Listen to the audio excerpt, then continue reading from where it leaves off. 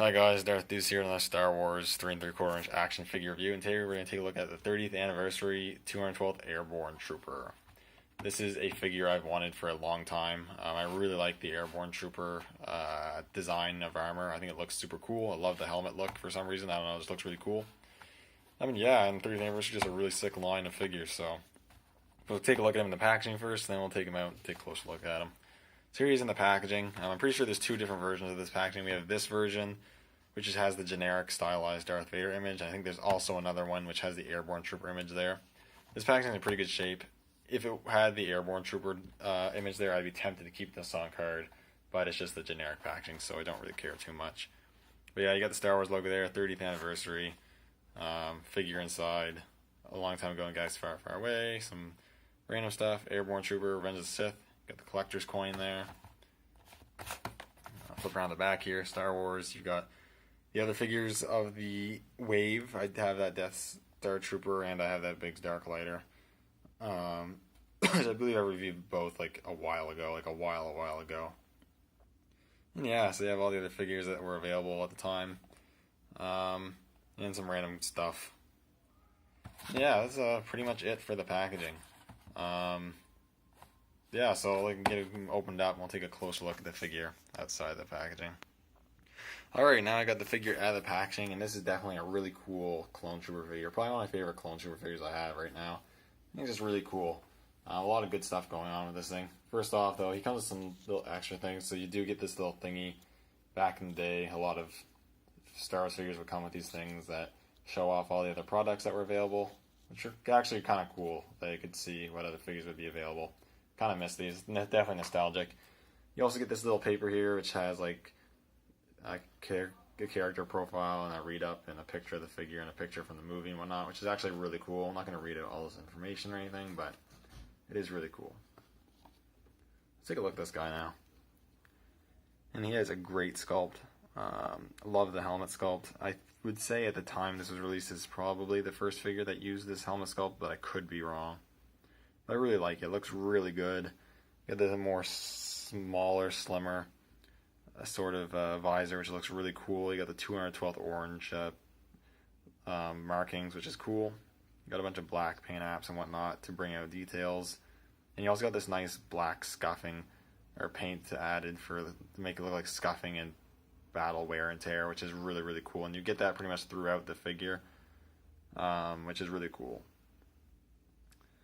You got the orange on the shoulder there, and you got like this nice sculpted piece on the shoulder, this gray thing. I'm not really sure what it is, but it looks really cool. Got the orange markings on his chest there, as well as all these battle scuffs. Orange line there and orange on the belt, as well as a bandolier sort of harness going on here with some black and orange, which looks really good. You got the wrist communicator sculpted on there, more orange paint apps and the black scuffing. One minor issue I have, though, is that there is absolutely no scuffing whatsoever on his back, which looks a little weird. And also his camo has no battle wear whatsoever, which is also kind of weird. The back and the camo are kind of too clean. Aside from that, it looks pretty good. He's got more scuffing going on the legs, orange 212th markings going on. Looks really good.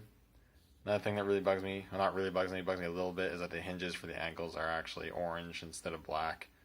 It's not a huge deal, but eh. But yeah, I really like the scuffing going on.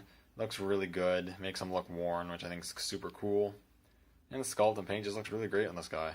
I can't overly complain. In terms of articulation, he has a ball joint in the head, which moves pretty good. Ball hinge at the shoulders, which move good. Ball hinges in the elbows, swivels at the wrists, a swivel at the waist, swivel hips, ball hinges at the knees, and ball hinges at the ankles. So he has some pretty good articulation.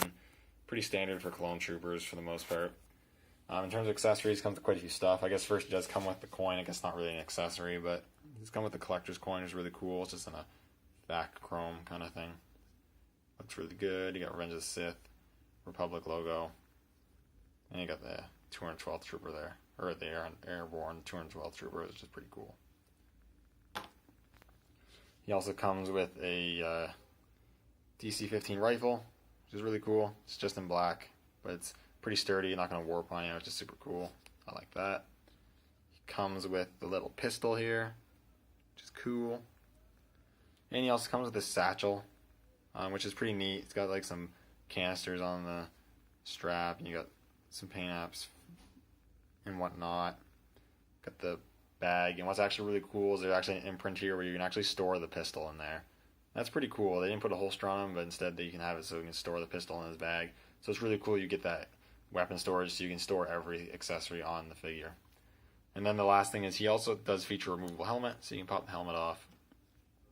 You get a decent head sculpt here. Doesn't really look like Tamora Morrison per se. That looks pretty good. For some reason it's not really, kind of hard to tell, but for some reason his eyes are painted the orange. I don't know, that looks a little weird. It almost looks like his Sith eyes, which is kind of funny. You get the black hair and whatnot. It looks pretty good. I'm going to have him obviously displayed with the helmet on anyways. But one thing I did want to point out is you can actually look up quite a bit, so that's kind of cool. And it's pretty good. And the helmet doesn't look oversized or anything when it's on him. It's just made of a somewhat pliable material. Just slot that on him. And there he is, ready to go. So overall, I think this is a really cool Clone Trooper figure. And if you can get him for a good price and you're a Clone Trooper collector, I think this is a must-have. Anyways, thank you guys so much for watching, and may the Force be with you.